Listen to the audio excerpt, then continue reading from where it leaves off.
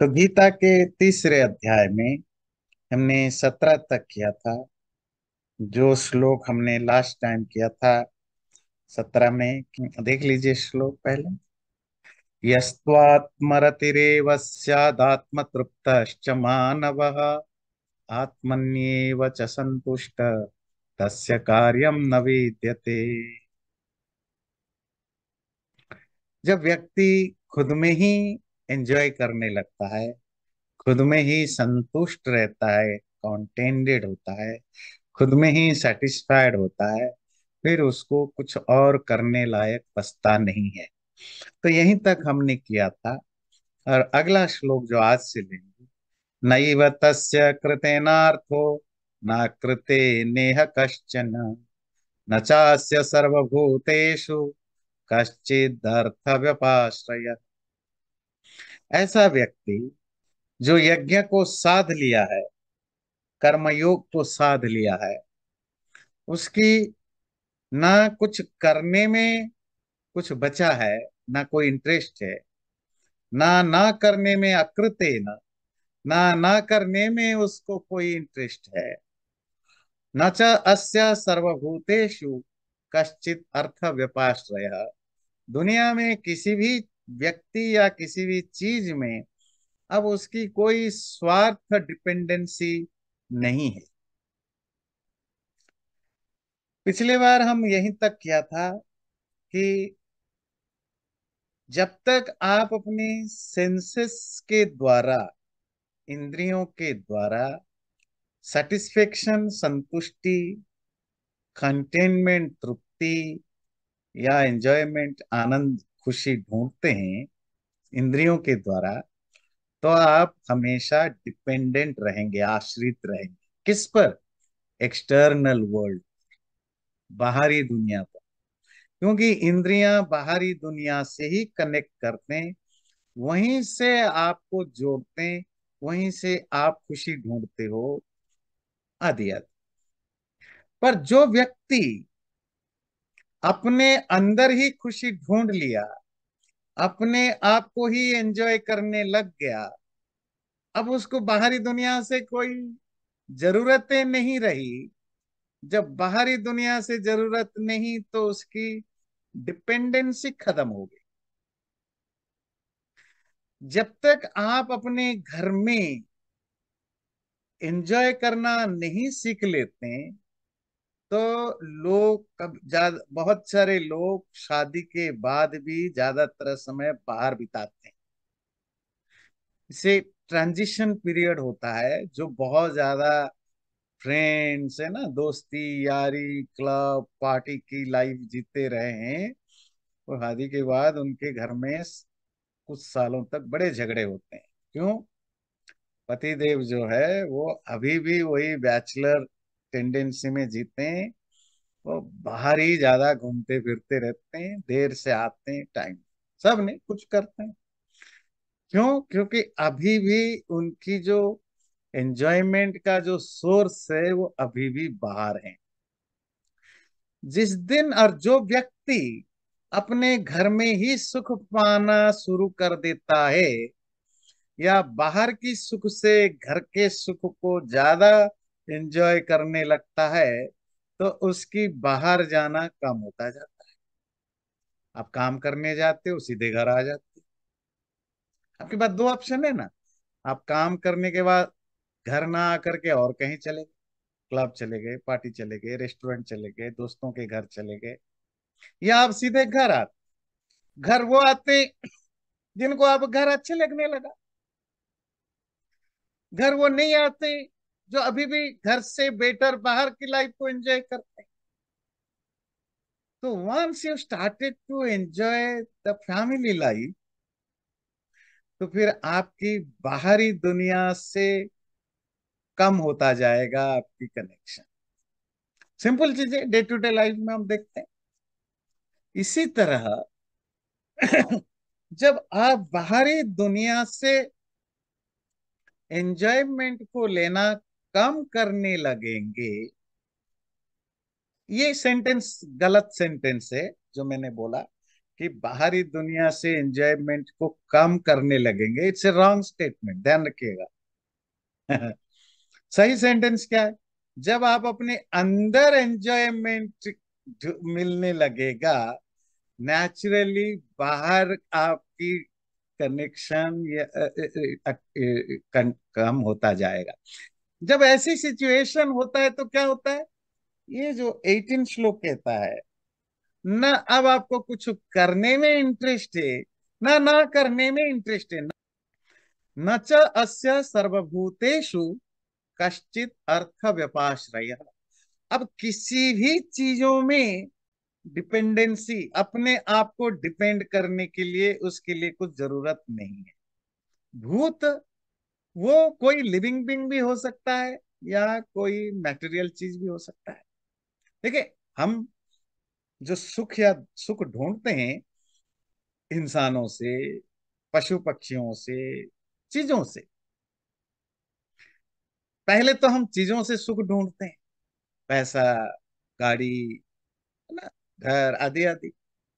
फिर हमें लगता है यही लाइफ है। बहुत सारे लोग अकेले रह जाते हैं, थोड़े दिन तो अकेले रहते हैं, वो सोचते हैं मैं अकेला हूं, एक्चुअली अकेले नहीं, दोस्तों से घिरे रहते हैं। अब जब दोस्त वगैरह कम होने लग जाते हैं, फिर कुत्ता पालते हैं, बिल्ली पालते हैं। हाँ जी, हमने बहुत लड़के लड़कियों को देखते हैं, यंग जनरेशन के, ये शादी नहीं करना। अच्छा, क्यों? We don't like it. पर अकेले नहीं रहते, कुत्ता जरूर पालते हैं, क्योंकि टाइम पास कैसे करेंगे? कोई तो चाहिए ना जहां अपनी, वो ऐसा तो नहीं कि वो योगी हो गए हैं, इंटरनल हो गए हैं, इंटरनल सेटिस्फेक्शन तो जीरो उसके लिए, वो एक्सटर्नल ही सुख ढूंढते हैं। जब आप इंसानों के साथ नहीं रहोगे तो पशु पक्षी के साथ रहोगे, पशु पक्षी के साथ नहीं रहोगे तो रोबोट या मशीन के साथ रहोगे, और अगर आप किसी के साथ नहीं रहोगे तो आप डिप्रेशन में जाओगे। हाँ, इनमें से कोई भी चीज नहीं होगा अगर आप सेल्फ डिपेंडेंट हो जाते हैं। डिपेंडेंसी, आप अपने आप को अंदर से इतना सेल्फ डिपेंडेंट बनाओ, किसी की जरूरत ना हो। जितने अंदर से आप इंडिपेंडेंट होंगे, डिपेंडेंसी कम होती जाएगी। विदाउट बीइंग इंडिपेंडेंट, जब आप सबको नकार देते हैं, तो फिर आप सबको नकार देते हैं, मतलब इंसानों को नकार देते हैं अपने लाइफ से। फिर कुत्ता बिल्ली पाल के, मशीनों के थ्रू, टीवी और ये लैपटॉप और फोन, सोशल मीडिया के थ्रू आप अपने अपने सुख को ढूंढने लगते हैं, मशीनों से सुख ढूंढते हैं। पर ये व्यक्ति जो आत्मरति हुआ, जो खुद को एंजॉय करने लगा, अब उसका किसी भी चीज में, किसी भी व्यक्ति में कोई व्यपाश्रय, कोई डिपेंडेंसी नहीं होती है। तो काम में भी कोई उसकी जरूरत नहीं, ना करने में भी जरूरत नहीं, और किसी व्यक्ति पर भी डिपेंडेंसी नहीं। So Acharya ji, I think in chapter 2 there is also a same paragraph where they tell you that you have to be part of the society and do this thing without ego and without hmm. desire. But you need to be a part of the society, otherwise you can go and live in a jungle or on the top of a mountain or something like that. Isn't it true? वो यज्ञ वाला जो आप बात कर रहे हैं, वो तो आपकी ड्यूटी या ऑब्लिगेशन है, you have to do something जिसमें आपकी सिर्फ सेल्फिश इंटरेस्ट ना हो, ब्रोडर इंटरेस्ट के लिए काम करो जिसमें आपको फायदा। बाकी रहा, इट्स ए सिंपल थ्योरी। अगर आपकी सेंसेस या माइंड इतने कंट्रोल नहीं है, अगर आप अंदर से एंजॉय नहीं कर पाते हो खुद को, अकेले रहना, मैं सिंपल भाषा में कहूं, थोड़ी गीता की लैंग्वेज को हटा दूं, अकेले रहना, अपने आप में ही रहना, अपने आप में रहकर अपने आप को एंजॉय करना, अगर आपसे अभी नहीं हो पा रहा है तो बी ए सोशल एनिमल। नहीं तो आप डिप्रेशन में जाएंगे, आप और बहुत सारे मेंटल प्रॉब्लम में जाएंगे। या तो आपकी से अब डिजायर ही नहीं है, आप बाहरी दुनिया पर डिपेंड नहीं करना, देन ओके। पर अगर आपके अंदर से कोई कोई ऐसा नहीं है। आप अंदर से भी नहीं जा कनेक्ट कर रहे हैं, बाहर से भी कनेक्ट नहीं कर रहे हैं, फिर तो आप बीमार होंगे। क्योंकि इसे बायोलॉजिकल थिंग है ना, हम कोई पत्थर थोड़ी है। ये भी समझनी पड़ेगी। बाकी रहा जो जंगल जाने का, ये एक प्रैक्टिस है। आप साधना की लिटरेरी मीनिंग क्या है? प्रैक्टिस करना। जैसे सोल्जर्स प्रैक्टिस करते हैं कष्ट में रहने की, दुख में रहने की, मुश्किल में रहने की। तो जंगल में जो जाते थे वो प्रैक्टिस करते हैं कि लोगों से दूर रह करके जिंदा रहने की आदत डालनी। अगर वो आदत धीरे धीरे बन गई, किसी के बिना आप रहने की, शुरू शुरू में मुश्किल होता है। बिल्कुल वैसे ही जैसे आपका बच्चे को आपका मन नहीं भी करता है, जब वो 12th पास कर जाते हैं या होते हैं, आप इनको भेजते हैं, वो फिर अकेला रहता है। अब वो माँ बाप के बिना, अपने भाई बहन के बिना, अपने रिलेटिव के बिना अकेले रहता है। 2 महीने, 3 महीने, 4 महीने उसको तकलीफ होती है। वो उसको एडजस्ट करना पड़ता है। वो जो पीरियड है वही साधना पीरियड है। आप हर लाइफ की हर चीज में आप, वो जो प्रोसेस होती है प्रैक्टिस करने की, दैट इज कल साधना। बहुत सारे बच्चे सालों तक वो कर ही नहीं पाते। वो होम सिक होते हैं, रोते हैं, अंदर से टूटते हैं। कुछ बच्चे जल्दी होम सिक से उबर जाते हैं, कुछ लोग 1-2 महीने के बाद उबरते हैं। पर इससे साधना, इट्स अ प्रैक्टिस। इसी तरह प्राचीन काल में ऋषि मुनि लोग छोड़ करके जंगल जाते थे, जस्ट प्रैक्टिस की। लोग आसपास रहेंगे तो अपने आप एक्सपेक्टेशन होता है, तो लोगों से दूर ही रहो, कम से कम हमें रहने की आदत पड़ जाए उनके बिना, और दुख भी ना हो और उनके बिना रहने की आदत पड़ जाए। Yeah, I was just thinking that there are some people who are by nature introvert. They do their duties, but they don't like to socialize, कह सकते हैं, या external word कह सकते हैं. They are happy with their books and their own room and their that's something wrong with them.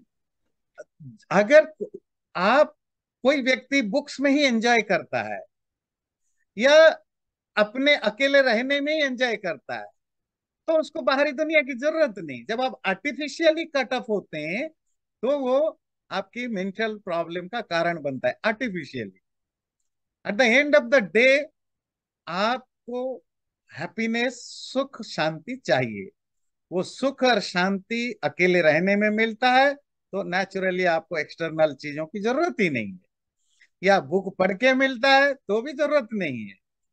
पर जो सबसे बेस्ट होता है कि इवन बुक पढ़ने की भी जरूरत, आप बिल्कुल अपने में ही रहो, फिर वो तो स्पिरिचुअल कल्मिनेशन होता है, तो नो प्रॉब्लम। पर बस मेरी सिर्फ यही कहना है, जब आप आर्टिफिशियली कट ऑफ हो जाते हैं, ना आप दुनिया से संपर्क रखते हैं, ना आप बुक्स पढ़ते हैं, ना आप अपने आप को एंजॉय कर पाते हैं, पर स्टिल आप सबसे कट जाते हैं किसी दूसरे रीजन के कारण, तो फिर आप मेंटल प्रॉब्लम में फंसते हैं। ठीक है। तस्मादसक्तः सततम कार्यम कर्म समाचर, असक्तो ह्याचरन् कर्म परमाप्नोति पुरुषः।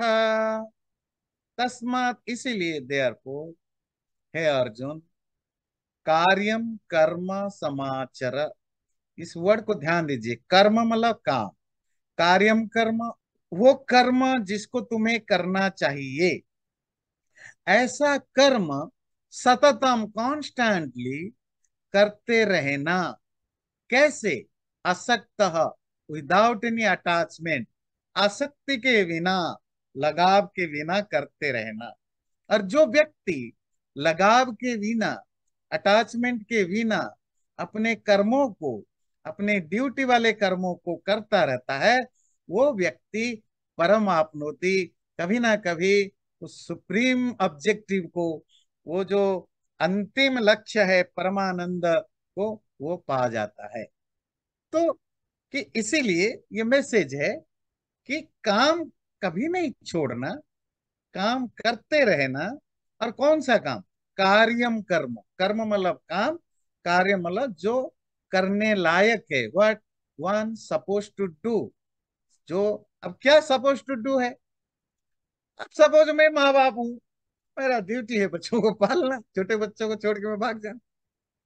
सपोज मैं एक राजा हूँ, या भारत में मैं प्रधानमंत्री भवन में बैठ करके मैं रोज गीता प्रवचन सुनूं और वो अपना स्पिरिचुअल काम करूं। नहीं नहीं, लोगों को लगेगा शायद बड़े अच्छे व्यक्ति हैं, आप डिस्ट्रक्टिव हो, आप देश को बर्बाद कर दोगे। दैट्स नॉट योर कार्य। आपका काम है देश को चलाना। देश को चलाने के बाद अगर टाइम बचे, जो करना है करो, ताश खेलो या मेडिटेशन करो, दैट्स अप टू यू। पर देश चलाना तुम्हारा काम। कार्यम कर्म, हर व्यक्ति के कुछ ऑब्लिगेशन, एब्लिगेटरी ड्यूटीज होती हैं, वो कर्म तुम छोड़ नहीं सकते हो। तुम एक सैनिक हो अर्जुन के कॉन्टेक्स्ट में, तुम राजा हो, सैनिक हो, जब लड़ाई के मैदान में खड़े हो, ये तुम्हारा कार्य कर्म है। ये तुम्हारे लिए करना जरूरी है कि तुम्हें लड़ाई करना है। तो लड़ाई के मैदान में बैठ के कहोगे कि नहीं 12 बज गया, अब मैं यहाँ 15 मिनट के लिए ध्यान करूंगा, है ना? तो वो नहीं चलने वाला, वो नहीं चलने वाला। तो ध्यान करना है तो उसके लिए तुम प्राइवेट टाइम ढूंढो। अभी जो काम का टाइम है उसमें काम करो। कहोगे जी काम करूंगा तो गलत सही रिजल्ट मिलेगा, हाँ उसके लिए बता रहे, do it without in the sense of doership, ownership, असक्त अटैचमेंट को छोड़ करके लगाव को। वो लगाव क्या चीज होता है? मैं कर रहा हूं, मैं लड़ रहा हूं, मैं कर, मेरा है, मैं, मेरा, मी, माई, इन सब चीजों से ऊपर उठ के करो, तो फिर तुम अपने ड्यूटी को करते हुए भी परम गोल को प्राप्त कर सकते हो। अगला श्लोक उसी को जोड़ता है। कर्मणि वही संसिधि मास्थिता जनकादयः लोक संग्रह मेवापि संपश्यन कर्तुमर्हसि। अरे ऐसा नहीं है कि ये जो आइडिया मैंने आपको दिया, मैंने मतलब कृष्ण अर्जुन को बता रहे हैं कि तुम, जो तुम्हारी ऑब्लिगेटरी ड्यूटीज है, कर्म है, उसको करना विदाउट बीइंग अटैच्ड, उसके साथ अटैचमेंट लगाव के बिना। ऐसा नहीं कि ये कोई ऐसा काम है जो मुश्किल है, इम्पॉसिबल है। इट में डिफिकल्ट, मुश्किल हो सकता है, पर इम्पॉसिबल नहीं है। क्यों? हिस्ट्री में हमारे पास कुछ एग्जाम्पल्स मिलते हैं कि लोग अपनी अपनी ड्यूटीज को करते हुए भी सिद्धि को, स्पिरिचुअल अचीवमेंट को प्राप्त किया है। कौन है? कर्मणा एव ही संसिद्धि मास्थिता जनकादय। जनक आदि, जनक, अश्वकेतु आदि, अश्वपति आदि कितने सारे राजाओं ने इसी तरह कर्म के द्वारा ही अपनी स्पिरिचुअल अचीवमेंट को भी प्राप्त किया। पहले फर्स्ट लाइन समझते हैं, सेकंड लाइन बाद में समझेंगे। तो कुछ हिस्टोरिकल प्रूफ भी हमारे पास है। जनक, अश्वपति आदि राजा थे, दे वर किंग्स और स्पिरिचुअली एनलाइटेड, पर उन्होंने अपनी ड्यूटी नहीं छोड़ी। अपना राजकाज सबसे ज्यादा कॉम्प्लिकेटेड काम होता है, उसमें हर तरह की बुराइयों को राजा की जस्टिफाई होता है राजा के लिए। हिंसा बाकियों के लिए अलाउ नहीं है, राजा को हिंसा करना जरूरी है। मैं क्रिमिनल्स को पनिश नहीं करेगा। झूठ बोलना बाकियों के लिए पाप है, राजाओं को झूठ बोलना जरूरी है। अगर सिक्रेसी नहीं रखेगा तो सिस्टम कोलैप्स करेगा। बात समझ में आती है? हर वो चीज जो बाकियों के लिए मना है, राजा के लिए वो अलाउड है। पॉलिटिक्स में वो अलाउड है। यानी ये अलाउड नहीं, ये सिर्फ अलाउड शब्द भी गलत है। इट इज देयर ड्यूटी कि जब जरूरत पड़े तो हिंसा करे। हिंसा क्रिमिनल्स को जब आप पनिश करते हैं, अपनी देश की शत्रुओं को जब आप मारते हैं, ये आपकी ड्यूटी है। झूठ गवर्नेंस में एक बहुत बड़ा फैक्टर होता है सिक्रेसी की। तो भारत में जो ओथ लेते हैं, जो मिनिस्टर्स, गवर्नर्स, प्राइम मिनिस्टर्स, तो क्या ओथ लेते हैं? ओथ ऑफ सिक्रेसी, कि मेरे सामने मेरे जानकारी में जो भी बातें आएंगी, अगर वो पब्लिक, अगर उसकी जरूरत ना हो, if it is not in the interest of nation और country, I should not expose it. मैं ये डिस्क्लोज नहीं करूंगा, करूंगी, इसका मैं ओथ लेता हूं या लेती हूं। इवन आप पुलिस में है, आप जस्टिस सिस्टम में है, आप स्पाई में काम करते हैं, इन सब जगह आपको सिक्रेसी की जरूरत है। बात समझ में आती है? तो उसके बावजूद भी जनक, अश्वपति आदि राजा थे, मतलब ये उनको ये सारे जो पॉलिटिक्स के जो भी जरूरत है उनको फॉलो करना पड़ता था। इसके बावजूद भी कैसे वो भी स्पिरिचुअली एनलाइटेंड थे। क्यों? क्योंकि जब आप कुछ भी करते हैं, you are doing with a proper objective, है ना, अपनी सेल्फ एजेंडा के कारण नहीं। आपकी कुछ सर्टन ड्यूटीज हैं, उस ड्यूटी जी को फुलफिल करने के लिए आप अपना काम ऑनेस्टली करते हैं। करते हुए भी अगर आप डिटाच्ड होते हैं, अगर आप स्पिरिचुअल साधना प्रैक्टिस करते रहते हैं, तो भी आप उस परम सिद्धि, परम मतलब सुप्रीम, सुप्रीम गोल क्या होता है? रियलाइजेशन। सुप्रीम गोल क्या होता है? अचीविंग द सुप्रीम ब्लिस, परमानंद को पाना, यही सुप्रीम गोल है। सुप्रीम गोल होता है लिबरेशन, सल्वेशन, यही सुप्रीम गोल है। तो आप इसको भी अचीव कर सकते हो, जैसे जनक और अश्वपति। नीचे की दो लाइन ध्यान दीजिए। लोक संग्रहमेवापि संपश्यन कर्तुमर्हसि। और अगर दूसरी चीज है, अगर ऐसा नहीं भी है तो भी लोगों की संग्रह, पब्लिक के प्रोटेक्शन या वेलफेयर, लोगों की भलाई के लिए भी, भलाई को देखते हुए भी तुम्हें काम करते रहना पड़ेगा। पिछली बार ईश्वर जी का क्वेश्चन था लास्ट में, जो एनलाइटेंड हो जाते हैं वो काम कर, उनको काम करने की जरूरत है या नहीं है? तो यहां से शुरू होता है, और भी एक दो श्लोक होगा कि इवन आपकी जरूरत नहीं है, और बोला भी ऐसे लोगों की, they don't need to work even, कृतेन अकृतेन किम, ना उनको करने में कोई इंटरेस्ट है, ना करने में इंटरेस्ट है, still they should do, they have to do. क्यों? लोक संग्रह, जनता की, पब्लिक की वेलफेयर के लिए उनको काम करना पड़ेगा। ये पब्लिक वेलफेयर क्या होता है? पब्लिक वेलफेयर गवर्नमेंट करे, सरकार करेंगे, राजा करेंगे, ये साधु सन्यासी क्या पब्लिक वेलफेयर करेगा? हाँ, क्योंकि यद यदा चरति श्रेष्ठ तत्तदेवेतरो जनः, स यत् प्रमाणम कुरुते लोकस्तदनुवर्तते। कोई श्रेष्ठ व्यक्ति जो हमसे बड़ा हो, जो ग्रेट हो, हमसे बड़ा हो, हमसे सुपीरियर हो, हमसे ग्रेटर हो, बड़े लोग जो जो करते हैं, वट एवर दे डू, तत् तत् एव इतरो जनः, बाकी जो उनसे, जो ऑर्डिनरी लोग हैं, जो कॉमन लोग हैं, वो उसी को फॉलो करते हैं।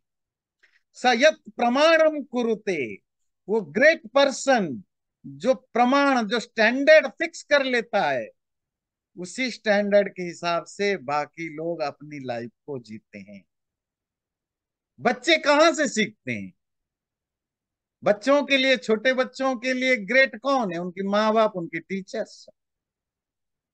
माँ बाप के प्रवचन से बच्चे कुछ नहीं सीखते। माँ बाप के प्रवचन से बच्चे हिपोक्रेसी कैसी होती है वो सीख जाते हैं। माँ बाप की भाषण, माँ बाप के व्यवहार से, उनकी डे टू डे लाइफस्टाइल से बच्चे सीखते हैं। क्यों? बच्चों के लिए उनके माँ बाप श्रेष्ठ हैं, ग्रेट हैं, सुपीरियर हैं। तो माँ बाप जैसा जैसा करते हैं बच्चे वैसा वैसा करते हैं। फिर बड़े होते हैं, स्कूल जाते हैं, फिर उनके लिए जो आइडियल होते हैं अपने टीचर्स होते हैं, तो टीचर जैसा करते हैं फिर बच्चे वैसे करने लगते हैं। फिर बच्चे थोड़े और बड़े होते हैं तो उनके जो सीनियर्स होते हैं या क्लास में जो पॉपुलर बच्चे होते हैं फिर उनसे वो नकल करते हैं। फिर जैसे जैसे बड़े होते हैं फिर सोसाइटी के जो, सपोज किसी पॉलिटिकल उसकी लीनिंग है तो पॉलिटिकल लीडर से इन्फ्लुएंस्ड होते हैं, अगर स्पिरिचुअल लीनिंग है तो स्पिरिचुअल लीडर से इन्फ्लुएंस्ड होते हैं, मतलब या अगर वो फिल्म वालों से, जो भी सेलिब्रिटी होते हैं उनसे इन्फ्लुएंस्ड होते हैं, उनके नकल होते हैं। पर एक चीज जो हमें, इसको हम अच्छा या बुरे के सेंस में मत देखिए, इसको ह्यूमन नेचर के रूप में देखिए। ह्यूमन बीइंग बाय नेचर, अपने आप तो हर कोई ग्रेट नहीं होता, लोग दूसरों से ही सीखते हैं। हम खाना बनाते हैं, अपने से बड़ों को देखकर सीखा है। हम घर साफ करते हैं, दूसरों को देखकर ही साफ करते हैं। हमने कपड़ा धोना सीखा, दूसरों को देखकर ही सीखा। हमने नहाना सीखा, दूसरों को देखकर ही सीखा। हम नोइंगली अननोइंगली किसी ना किसी को हम कॉपी कर रहे होते हैं। ये जो आजकल बच्चे शोर मचाते हैं, या ये जो पॉलिटिकल पार्टी शोर मचाते हैं, freedom of speech, freedom of activities, there is nothing like freedom. तुम फ्रीडम के नाम पर भी जो कुछ करते हो किसी की नकल कर रहे हो। Still you are copying somewhere. It's not your original thought. It's not your independent. There is nothing like independency. आप किसी ना किसी की कॉपी नकल कर रहे हो।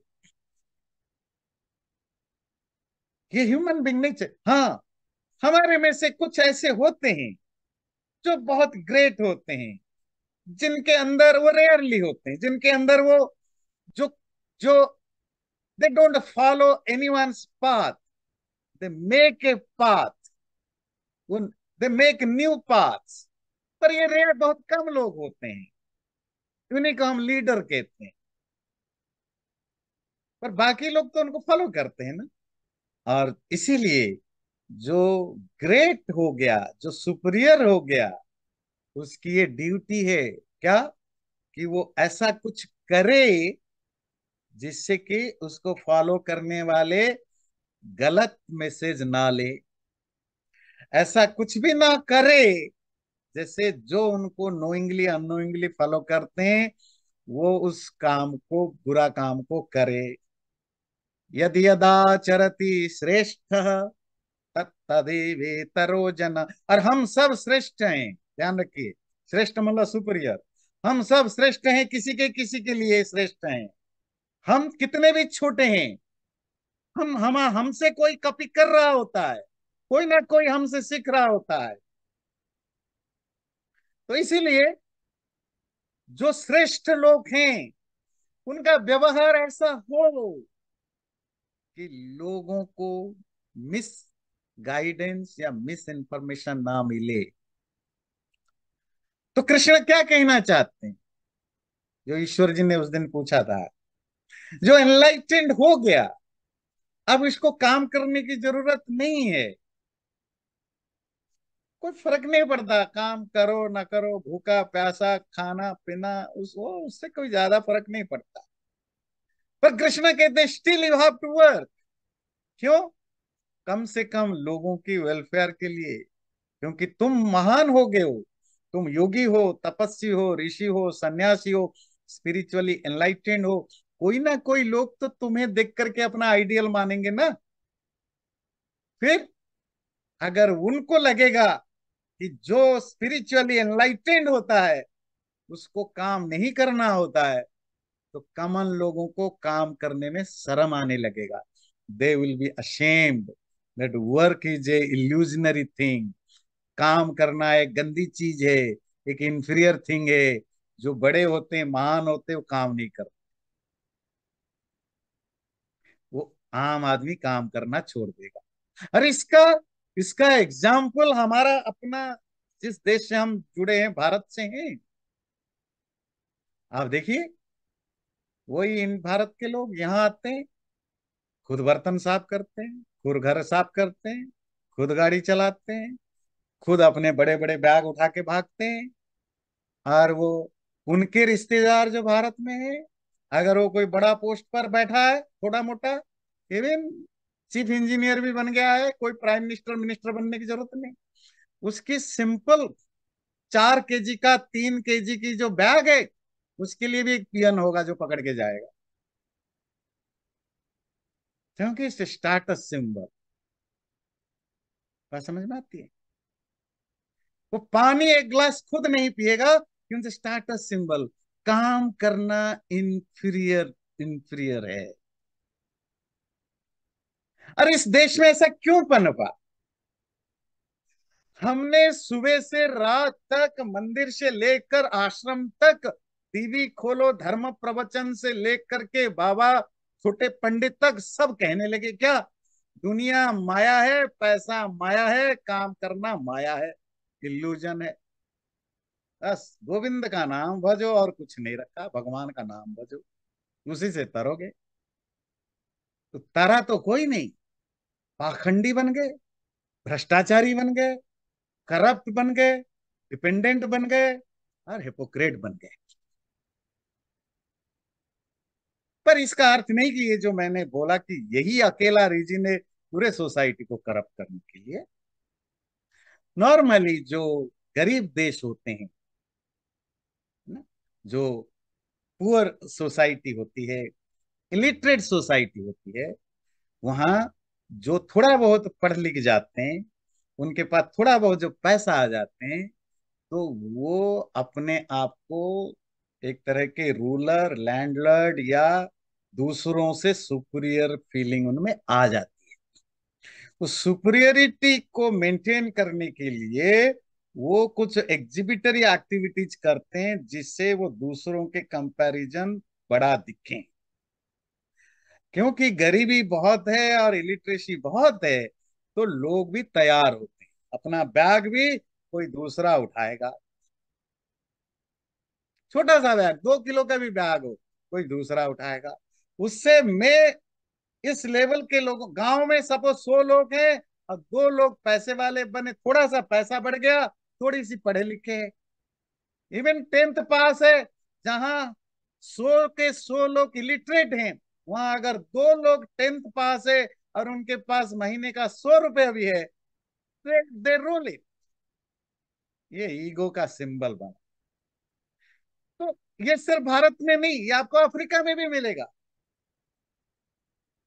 इसीलिए भारत में और एक ट्रेंड हम देखते हैं, जो यहाँ रहते हैं वो नहीं समझ पाएंगे, जो भारत से अभी भी जुड़े हैं वो समझ पाएंगे।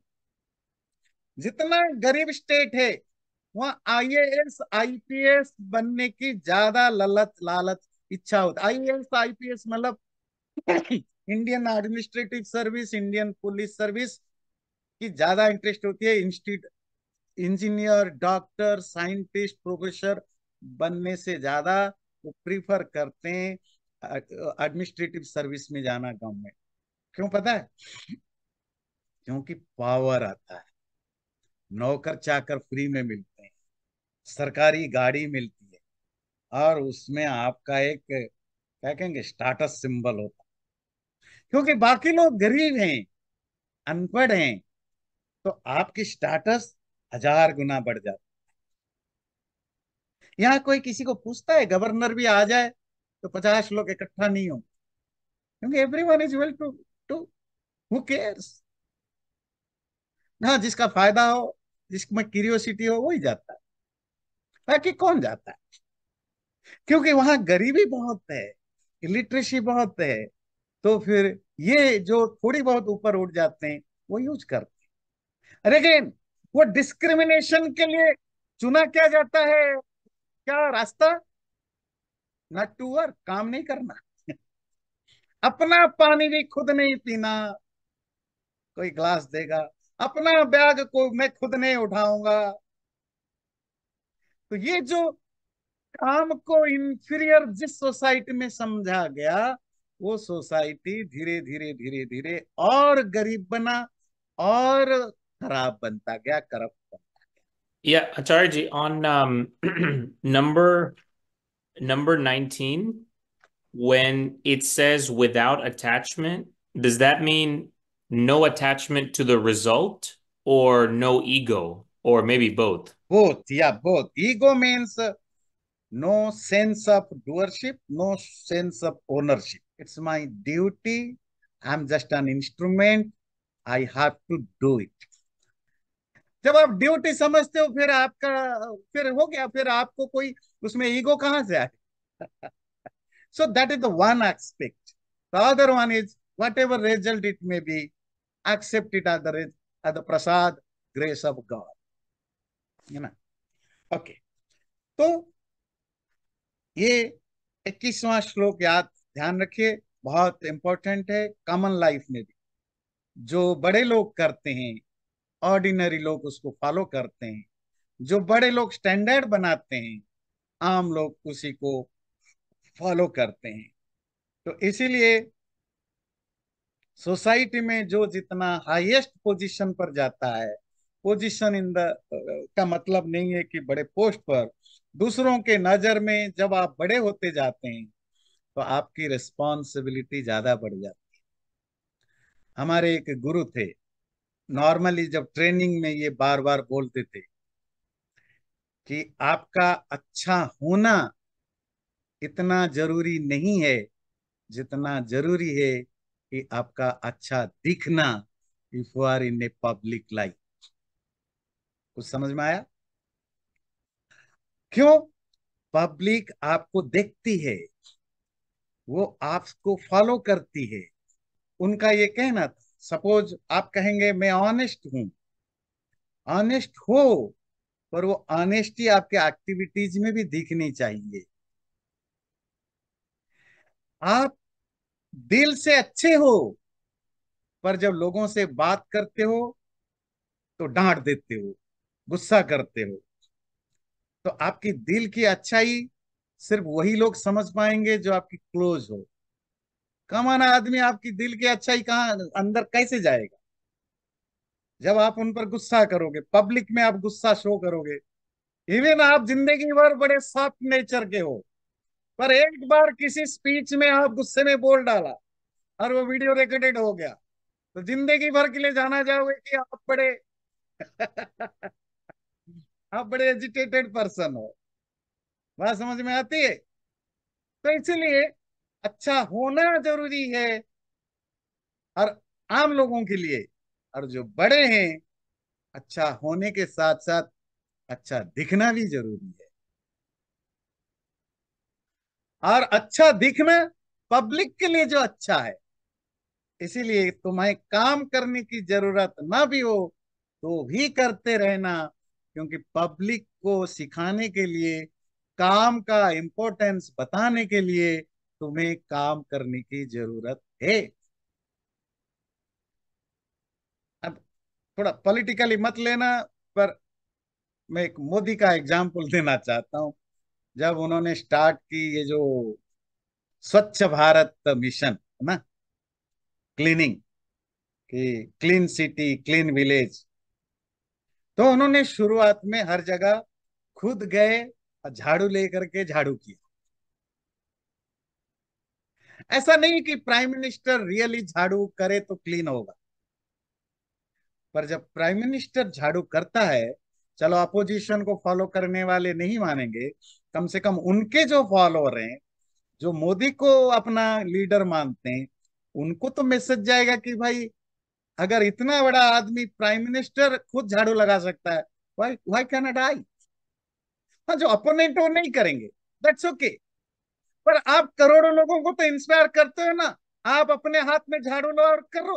और खास करके इंडिया जैसे सोसाइटी में जहां फॉल्स ईगो एक्सट्रीम लेवल पर है, इवन एक गरीब आदमी जो 5,000 भी कमाता नहीं, 5,000 रुपए, उसके भी बड़ा सारा ईगो लेकर बैठा है वो। तो वहां झाड़ू पकड़ना से बड़ी शेमफुल थिंग। बात समझ में आती है? तो ये जो लोग कहते हैं ये ड्रामा है, एग्जिबिटरी है, इज वेल नीडेड। जो पॉलिटिक, जो हायर लेवल पर होते हैं, उनकी एग्जिबिटरी एक्शंस की भी जरूरत है, पब्लिक वेलफेयर के लिए, पब्लिक को मैसेज देने के लिए। आचार्य जी, मेरे को आपसे क्वेश्चन है। जो आपने जैसे अभी बोला कि करना और दिखना, हम्म। तो फिर वो एक हिपोक्रेसी नहीं हो गया? वो तो उसमें आ जाता है फिर। अगर आप किसी के आइडियल हो तो आपके अच्छा, आपके बिहेवियर से जो आप अपने से नीचे वाले को एजुकेट करना चाहते हो वो आपके बिहेवियर में दिखना चाहिए। अब कोई छोटा एग्जांपल देता हूं, है ना। सपोज पेरेंट्स, सबसे बेस्ट एग्जांपल है बच्चे और पेरेंट्स के बीच। बच्चों के लिए आइडियल कौन है? पेरेंट्स। पेरेंट्स हैं, आप लड़ते हैं, ये नेचुरल थिंग है, पति पत्नी है तो लड़ेंगे। पर आपको क्या बताया जाता है? बच्चों के सामने नहीं लड़ना। क्यों? लड़ना ओके, आपको लड़ना है, पति पत्नी है तो लड़ेंगे, बिना लड़े तो पति पत्नी किस बात। पर वो चीजें बच्चों के सामने करने से क्या है, बच्चे आपसे फिर वो कॉपी करते हैं, सीखते हैं। That is the only message कि आपको पब्लिक में, या अगर जो लोग आपसे सीखते हैं उनके लिए आपके व्यवहार आइडियल होना चाहिए, जिससे कि अच्छा मैसेज जाए। ये बस इतना है। अच्छा। लोग, ये लोगों की एजुकेट करने के लिए, कोई दूसरे सेंस से नहीं कि अपने आप को बड़ा दिखाने के लिए। कृष्ण भी यही कह रहे हैं, आपको काम करने की जरूरत नहीं है, still you have to work, जिससे कि जो ऑर्डिनरी लोग हैं वो आपसे सीखें कि काम करना बुरी बात नहीं है, काम करना छोटे लोगों की बात नहीं। तो ये सिंपल है ना। 21 श्लोक में कृष्ण ने कहा कि जो बड़े लोग होते हैं उनका व्यवहार उन्हीं से बाकी लोग सीखते हैं, इसीलिए उनको काम करते रहना चाहिए। तो एक एग्जाम्पल दे रहे हैं, एग्जाम्पल खुद का दे रहे हैं। न मे पार्थास्ति कर्तव्यम त्रिषु लोकेषु किंचन, नानावाप्तम अवाप्तव्यम वर्त एव च कर्मणि। ये पार्थ, पृथा का बेटा अर्जुन, मुझे देखो, मुझे कुछ भी करने की मेरे लिए जरूरत नहीं है। मैं उस स्टेट में पहुंच चुका हूं जहां मुझे कुछ करना नहीं है। न अनवाप्तव्यम, ऐसा कुछ नहीं है जो मुझे नहीं मिला है या मुझे मिलना चाहिए, और अवाप्तव्यम, या कोई चीज मिलना है, तब भी वर्त एवच कर्मणि, still I M engaging my self in action, अभी भी मैं काम करता हूं। अब कृष्ण की लाइफ को 1-2 मिनट देखिए। जब से वो बड़े बने उनके हर वो एक्ट को देखिए। उन्होंने जितने भी काम किया, कहीं उसकी जो रिजल्ट है उनको नहीं मिला, ना वो खुद लिया। उन्होंने सैकड़ों राजाओं के, या जो उस समय खराब लोग थे, उनके साथ लड़ाइयां की। कंस है, जरासंध है, शिशुपाल है, कौरव पांडवों की लड़ाई में हजारों जगह वो इन्वॉल्व रहे। अब जब आप लड़ाई में लड़ते हो तो जो जीतता है राज्य उसका होता है ना। जितने कृष्ण ने लड़ाई डायरेक्टली इनडायरेक्टली किया या कराया, तो शायद उस समय आधे इंडिया से, इंडिया मतलब आज की इंडिया नहीं, जो इंडियन बहुत बड़ा सब कंटिनेंट, जो ईरान और तजाकिस्तान से लेकर इधर थाईलैंड से आपके श्रीलंका तक, ये पूरी जो सब कंटिनेंट में मोर देन 60-70% में कृष्ण का अकेला राज होता।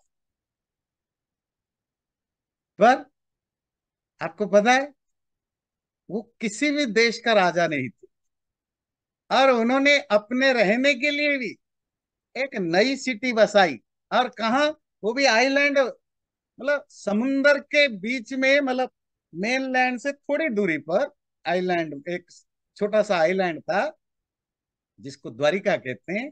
वहां उन्होंने एक नया सिटी बनाया, और वो सिटी का भी राजा वो खुद नहीं बने।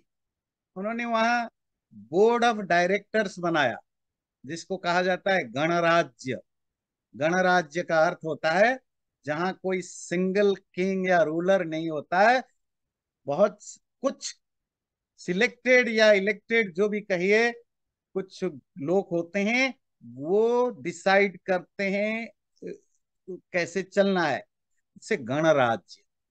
और उस बोर्ड ऑफ डायरेक्टर में कृष्ण भी एक डायरेक्टर थे, उसमें सात्यकी है, उसमें बलराम है, और भी बहुत सारे लोग। पर उन्होंने जरासंध को मारा, उसके बेटे सहदेव को राजा बनाया। कंस को मारा, उसके पिता उग्रसेन को राजा बनाया। उन्होंने शिशुपाल को मारा, उसके बेटे को राजा बनाया। कौरव और पांडव में उठे, उनको क्या करना था? तो ही वॉज एवरीवेयर। वो बदनाम भी बहुत हुए, बदनाम समझते हैं, डिफेम भी हुए, पर ही डिडंट केयर। जहां धर्म की रक्षा होनी है, अधर्म बढ़ रहा है, आई विल बी देयर। पर उससे उनको जीरो इंटरेस्ट है, कुछ मिलना जुलना नहीं है, गालियां खाते। हमेशा पूरे महाभारत में कृष्ण को हर किसी ने, हर जगह इनको ह्यूमिलिएशन ही मिला है। Everywhere he got the lots of humiliations, still he didn't stop. क्यों? उनको लगा ये मेरा जॉब है, इट्स माय ड्यूटी, ऑल्दो उनको किसी से कोई मतलब नहीं था।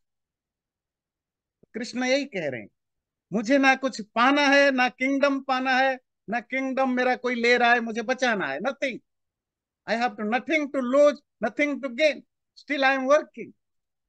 चैनल को सब्सक्राइब जरूर करें और वीडियो अच्छा लगे लाइक भी जरूर करें।